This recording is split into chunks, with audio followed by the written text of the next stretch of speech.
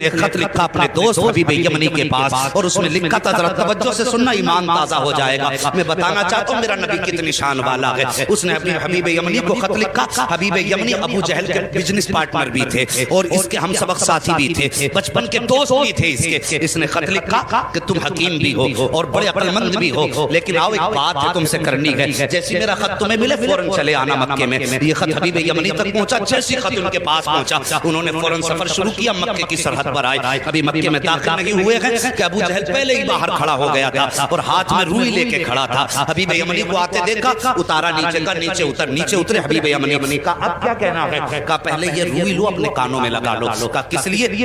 کہا کہ محمد کی آواز تمہارے کانوں تک نہ پہنچ جائے۔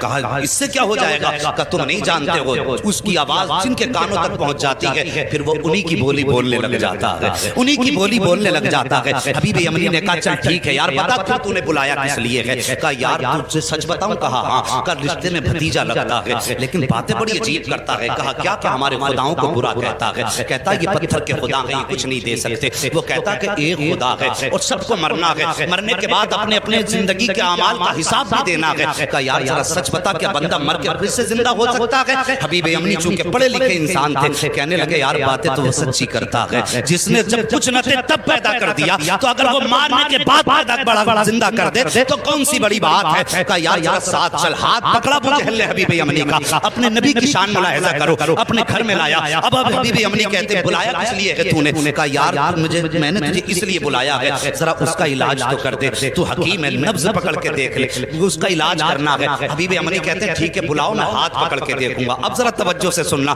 یہ دشمن کی بولی ہے، سچ وہ ہوتا ہے جو سر چڑھ کے بولا کرتا ہے۔ اگر کوئی اعلیٰ حضرت کو گالی دے تو اس کے بکواس کرنے سے اعلیٰ حضرت کے رتبے کم نہیں ہو جاتے ہیں۔ مخالف اسی کے ہوتے ہیں جو حق پہ ہوا کرتا ہے، دشمن اسی کے ہوتے ہیں جو سچ پہ ہوا کرتا ہے، کبھی غیرے کا کوئی مخالف نہیں ہوا کرتا ہے۔ ذرا توجہ سے سننا پیارے۔ ابو جہل نے کہا تھا کہ میں نے تجھے علاج کے لیے بلایا ہے۔ کہا ٹھیک ہے بلاؤ۔ کہا کیا کرے گا؟ کہا نبض پکڑ کے دیکھوں گا۔ ابو جہل کہنے لگا یار اگر تو نے نبض پکڑ لی تو بات ہی ختم ہو جائے گی۔ کہا کس لیے؟ کہا ہاتھ مت پکڑ لینا۔ کہا کیوں؟ کہا جو اس کے ہاتھ میں ہاتھ دے دیتا ہے پھر وہ بولی اس کی بولنے لگ جاتا ہے۔ کہا یہ کہنا کیا چاہتا ہے؟ تب ابو جہل نے کہا تھا یار سن بات سچی ہے لیکن ذرا دماغ میں اتار لینا۔ ایک دن میں گیا تھا محمد کے پاس اور میرے ہاتھ میں پتھر تھے، میں نے جا کے کہا تھا بتا میری مٹھی میں کیا ہے، تو انہوں نے میری طرف دیکھا اور دیکھنے کے بعد کہا اگر میں بتاؤں تو کیا کمال ہوگا، اگر یہ خود بتائیں جو تیری مٹھی میں تب کمال ہو جائے گا۔ کہا میں خوش ہو گیا، میں سوچنے لگا یار اب تو یہ پھنس گئے ہیں، میرے ہاتھ میں پتھر ہے اور پتھر بولا نہیں کرتے ہیں۔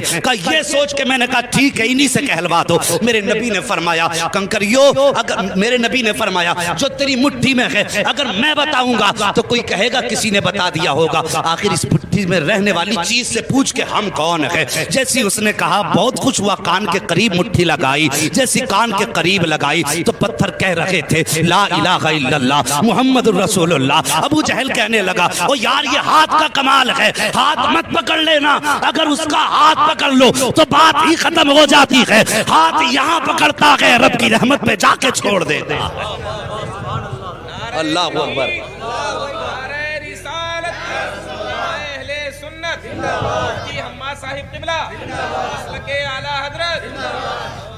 ہاں صاحب کہا کہ ہاتھ مت پکڑ لینا۔ کہا ٹھیک ہے پھر؟ کہا پھر اگر ہاتھ نہیں پکڑنا تو کم سے کم اس کی آنکھوں میں جھانک کے دیکھوں گا، آنکھوں کے ذریعے بھی بیماری کا پتہ چلتا ہے۔ یہ ڈاکٹر لوگ بیٹھے ہوئے ان سے پوچھئے آنکھوں کے ذریعے بیماری کا پتہ چلتا ہے، اور یہ علماء اکرام ہے بڑے بڑے علماء، ان سے پوچھئے کہ جادو اور آسیب کا پتہ بھی آنکھ سے چل جاتا ہے۔ تو کہنے لگے ٹھیک ہے پھر آنکھ میں جھانک کے دیکھوں گا۔ کہا اس کی آنکھوں میں آنکھیں مت ڈال دینا۔ کہا کس لیے؟ کہا اگر آنکھ سے آنکھ ٹکرا گئی تو کام ہی ختم ہو جاتا۔ کہ دشمن کہہ رہا کہ آنکھ میں آنکھ مت ڈال دینا۔ کہا پھر؟ کہا اگر آنکھ سے آنکھ ٹکرا گئی تو قصہ ہی ختم۔ کہا کیا ہو جاتا؟ کہا ایک بار بلال کی نظر پڑ گئی تھی محمد کے چہرے پہ، پورے مکے نے مارا، یہاں تک کہ جسم سے خون بہا، کھال جلائی، چربی پگھل کے جلی۔ میں نے کئی بار مار کے کہا تھا محمد کا دامن چھوڑ دے۔ کہنے لگا اس کی آنکھوں کا کمال یہ ہے کہ جب سے اس کی نظر محمد کی نظروں سے جا کے ٹکرائی ہے، دنیا کا ظلم ایک پلے میں، بلال کی ہمت ایک پلے میں، وہ دنیا چھوڑنے تیار ہے، محمد کو چھوڑنے تیار ہی نہیں ہوگا۔ کہا بس آنکھیں بھی مت دیکھ لینا۔ تو کہا یار پھر بلایا کس لیے ہے؟ ہاتھ بھی نہیں پکڑنا ہے, آنکھ میں بھی نہیں دیکھنا ہے, بلایا کیوں ہے؟ کہ پھر ایسا کر خوشبو سے پتہ لگائیں گے. کہا تو پھر ٹھیک ہے, تو کام ہی نپٹا دے گا. کہا پھر؟ کہا خوشبو سے سونگ کے بتاؤں گا کیا ہے. کہنے لگا اس کی خوشبو کی سونگنے کی ضرورت کیا ہے؟ پورا مکہ گواہ ہے, جس گلی سے گزر جاتا ہے 8 دن تک گلیاں مہکتی رہتی ہیں. بولو یار ذرا سبحان اللہ. اجی اگر تھک کے بھوکے بیٹھیں تو میں قربان بھائی سے کہوں گا انہیں پہلے کھانا بانٹ لیں. اگر تھک کے نہیں بیٹھے تو محبت سے بولیں ذرا یا رسول اللہ. اللہ سلامت رکھے. اللہ آج کی گرمی تیرے محبوب کے ذکر کے لیے برداشت کی ہے, مالک قیامت میں محبوب کی زلفوں کا سایہ عطا فرما دینا. بس توجہ کرے, اگر تیرے میرے یار کی باتیں ہوں, اپنے محبوب کے تذکرے ہوں, تو محبوب کا دل ٹھنڈا ہوتا ہے. ہم نے رب کے محبوب کا ذکر چھیڑا ہے, یقیناً خدا راضی ہو جائے گا. بس توجہ کریں. کہنے لگا خوشبو سونگنے کی ضرورت کیا ہے؟ جن گلی سے گزر جاتے ہیں 8 دن تک گلیاں مہکا کرتی ہیں. کہا کوئی ثبوت ہے؟ کہا ہاں. کہا کیا؟ کہا گزار کے دیکھ لو اور آنے بھی دو, قدم رکھنے سے پہلے خوشبو گھر میں آ جائے گی. ایک دن میرے نبی نے نا اپنی زوجہ حضرت خدیجۃ الکبریٰ سے کہا تھا, خدیجہ 25 سال ہو گئے میرے ساتھ, 25 سال میرے ساتھ ہو گئے تمہیں, لیکن کبھی محمد کو دروازہ بچانے کی ضرورت نہیں پڑی. سارے بولو صلی اللہ علیہ وسلم. کبھی دروازہ بجانے کی ضرورت نہیں پڑی. بتاؤ میرے آنے سے پہلے ہی جیسے قدم دروازے پہ آتا ہے تم دروازہ کھول دیتی ہو, کیسے پتہ لگاتی ہو؟ تو کہتی حضور آپ اپنے دروازے سے پہلے والے چوراہے پہ ہوتے ہیں, کہ آپ وہاں ہوتے ہیں, خوشبو آپ سے پہلے گھر کے اندر آ جایا کرتی ہے. امام احمد بن حنبل کے پاس ایک بزرگ آیا کہ کہنے لگے حضرت مجھے بیٹی کو رخصت کرنا ہے, بیٹی کو رخصت کرنا ہے. کہا پھر؟ کہا میری بیٹی پیدا ہوئی, مجھے بڑی خوشی ہوئی, میں نے منت مانگ لی تھی کہ اپنی بیٹی کو دنیا کی ساری چیز جہیز میں دینی ہے. حضور میں اس وقت امیر تھا لیکن اب بڑا غریب ہو گیا ہوں, میری یہ نظر پوری کیسے ہوگی؟ آپ نے فرمایا جا قرآن بیٹی کو جہیز میں دے دے, دنیا کی ساری دولت چلی جائے گی. حضور کی بارگاہ میں بزرگ آئے, عمر رسیدہ تھے. کہنے لگے حضور میں بیٹی کو رخصت کرنا چاہتا ہوں, حضور کوئی تحفہ آپ کی طرف سے ہو جائے. میرے نبی نے فرمایا جاؤ بیری کی لکڑی توڑ کے لاؤ.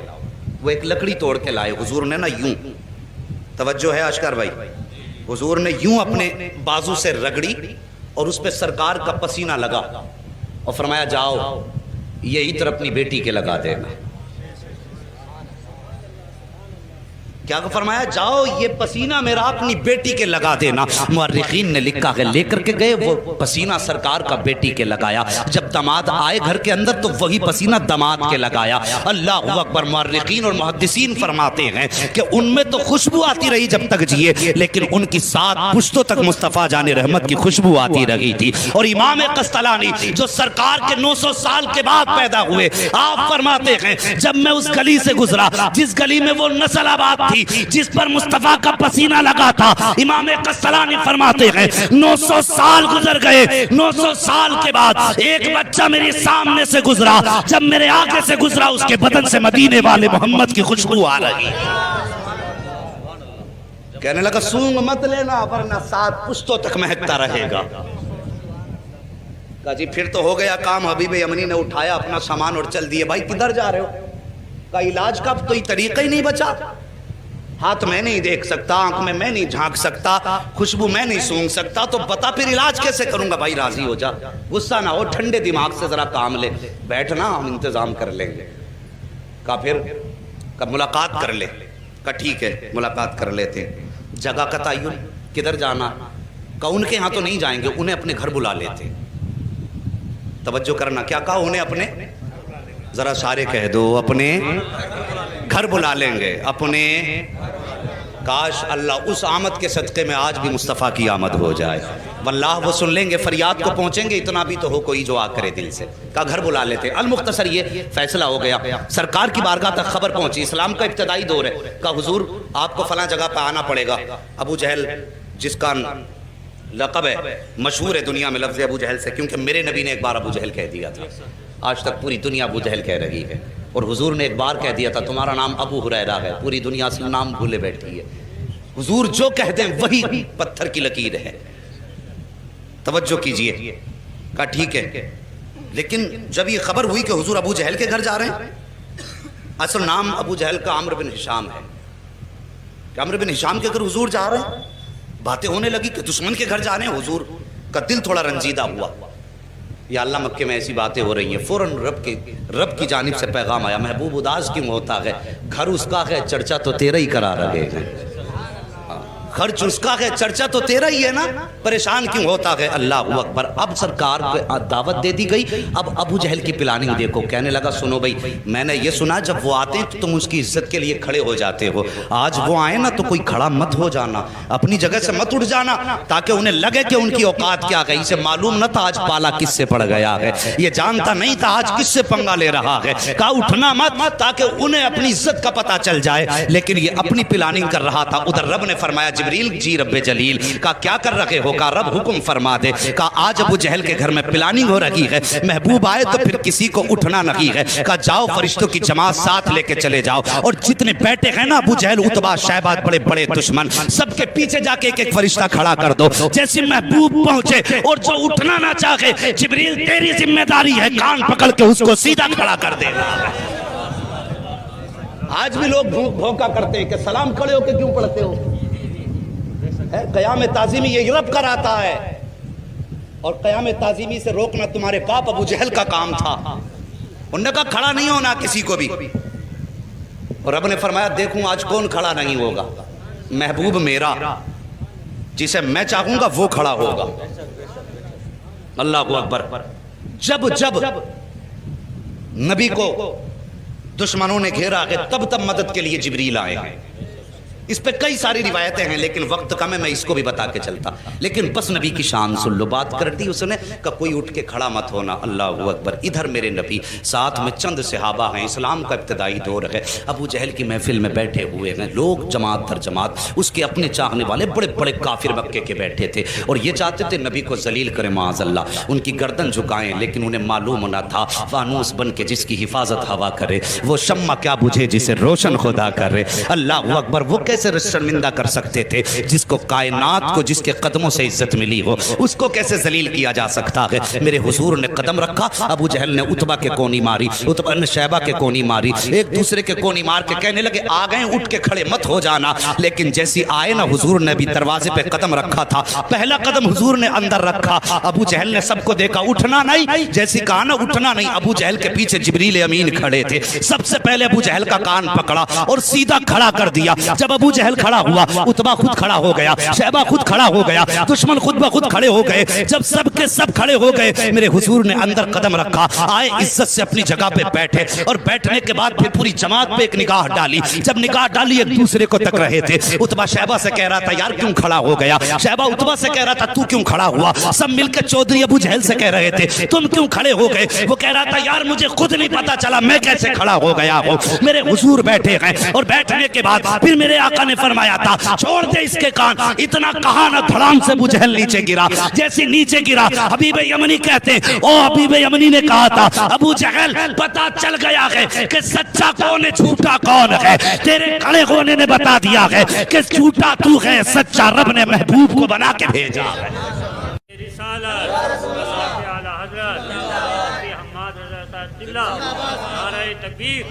بس توجہ کیجئے پیارے، اللہ سلامت رکھے سب کی نسلوں کو، جتنے بھی مسلک اہل سنت والے ہیں، بس توجہ کیجئے۔ بیٹھ گئے، حبیب یمنی کہنے لگے مجھے اس نے بلایا ہے اور اس لیے بلایا ہے کہ سنا ہے آپ ایسی ایسی بات کرتے ہیں، میرے نبی نے فرمایا ہاں میں اللہ کا رسول ہوں، خدا ایک ہے، قولوا لا الہ الا اللہ تفلحوا انی رسول اللہ، ہاں میرے نبی نے فرمایا، حضرت حبیب یمنی ابھی ایمان نہیں لائے تھے، کہنے لگے اچھا اگر آپ نبی ہیں تو یہ تو میں بھی جانتا ہوں کہ نبی جادوگر کا جادو آسمان پہ نہیں چلتا ہے، صرف زمین پہ چلتا ہے، اس کا دعویٰ یہ کہ آپ جادوگر ہیں، میرے نبی کے بارے میں کہنے لگے کہ ابو جہل کا دعویٰ یہ کہ آپ جادوگر ہیں، لیکن میں یہ جانتا ہوں کہ جادوگر کا جادو زمین پہ چلتا آسمان پہ نہیں، اور نبی وہ ہوتا ہے جو دل کے حال جانتا ہے۔ آج بد مذہب بدعقیدہ لوگ کہتے ہیں کہ حضور کو پیٹھ کے پیچھے کی خبر نہیں، حبیب یمنی ایمان لانے سے پہلے جانتے ہیں نبی وہ ہوتا ہے جو دل کی بات جانتا ہے، جو راز جانتا وہ نبی ہوتا. یہ حبیب یمنی کہہ رہے ہیں. کہتے حضور اس لیے میرے دو سوال ہیں, دو سوال یاد رکھنا. حبیب یمنی کیا کہتے ہیں؟ میرے بولو سارے بولو, میرے دو سوال ہیں. ایک سوال میں کروں گا, جواب آپ کو دینا ہے. دوسرا سوال بھی آپ کریں گے, جواب بھی آپ دیں گے. یہ دو باتیں کہیں حبیب یمنی نے, اتنی بات کہی. میرے نبی فرماتے ہیں ٹھیک ہے بتاؤ پہلا سوال کرو. کہا میں جانتا ہوں کہ جادوگر کا جادو آسمان پہ نہیں چلتا. اگر آپ نبی ہیں تو چلیے, چاند کے 2 ٹکڑے کر سکتے ہیں آپ؟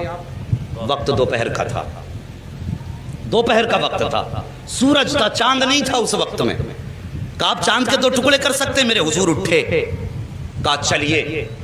حضور آگے آگے, حبیب یمنی پیچھے پیچھے, ابو جہل سب سے پیچھے. جب حضور چلنے لگے نا, ابو جہل نے یوں گردن جھکائی, چہرہ اتر گیا. ایک کہنے لگا چچا بات کیا ہے؟ کہا بات پوچھتا کیا ہے, جو یہ کہہ دیتا ہے وہ کر کے دکھا دیتا ہے. اگر اس نے کہہ دیا ہے تو اب سمجھ لے ٹکڑے کر کے دکھائے گا چاند کے. اللہ اکبر. جبل ابو قبیس پہ میرے نبی تشریف فرما ہوئے. دوپہر کا وقت تھا, اشارہ کیا تو سورج چھپ گیا. دوسرا اشارہ کیا, چاند آ گیا. اس کے بعد آقا نے حبیب یمنی کی طرف دیکھا, کہا کروں ٹکڑے؟ کہا جی. اتنا کہا میرے حضور نے انگشت نبوت اٹھائی اور یوں اشارہ کیا تو ایک ٹکڑا پورب میں تھا, دوسرا پچھم میں چلا گیا ہے. چاند 2 ٹکڑے ہو گیا. جب چاند 2 ٹکڑے ہوا, آپ فرماتے ہیں اب بتا کیا رائے ہے, انہیں جوڑنا ہے یا قیامت تک کے لیے ایسے ہی چھوڑنا ہے؟ اللہ اکبر. حبیب یمنی نے کہا تھا اب جوڑ بھی دیجئے.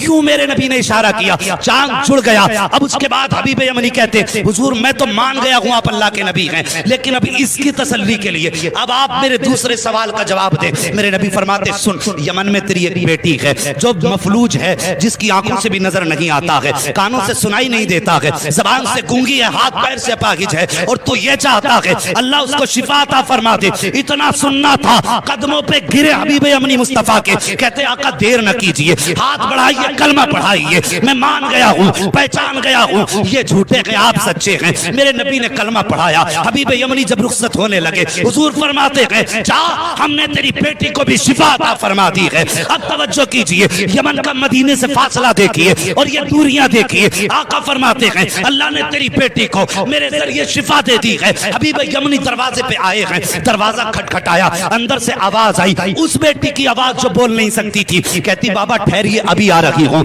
بچی جو چل نہیں سکتی تھی توڑ کے دروازے پہ آئی ہے. دروازہ کھولا, حبیب یمنی نے بیٹی کو دیکھا, زارو قطار رونے لگے. فرماتے بیٹی یہ کیسے ہو گیا, کیسے ٹھیک ہو گئی؟ بچی نے کہا تھا بابا دوپہر کا وقت تھا, میں لیٹی ہوئی تھی, لیکن اچانک شور ہوا کہ اندھیرا ہو گیا ہے. اندھیرا ہو گیا ہے بابا, مجھے تو نظر نہیں آتا, لیکن جیسے شور ہوا اندھیرا ہو گیا. میں یہ سمجھی رات ہو گئی ہے, میں لیٹی, میری آنکھ لگ گئی. کیا دیکھتی ہوں؟ خواب میں بڑے حسن والا چہرہ, بڑی خوبصورت وجاہت والا ایسا چہرہ تھا بابا کہ نظر پڑنے کے بعد ہٹنے کا نام نہیں لے رہی تھی. وہ میرے خواب میں آیا, اس نے آ کے میرے سر پہ ہاتھ رکھا. بابا ہاتھ لگنے کی دیر تھی کہ میرے پورے بدن کو اللہ نے شفا بخش دی ہے, اور بابا مجھے کلمہ بھی پڑھا کے گیا ہے. اللہ اکبر. اتنا سنا, بیٹی کے سر پہ ہاتھ رکھ کے حبیب یمنی روئے اور کہتے بیٹی میں بڑے نصیب والا ہوں, جس کی تو بات کر رہی ہے میں اسے دیکھ کے بھی آیا ہوں, اس کے ہاتھ میں ہاتھ دے کے بھی آیا ہوں, اور اس کے شہر میں کلمہ پڑھ کے آیا ہوں. تب بیٹی نے رو کے کہا تھا بابا نصیب والے آپ نہیں ہو,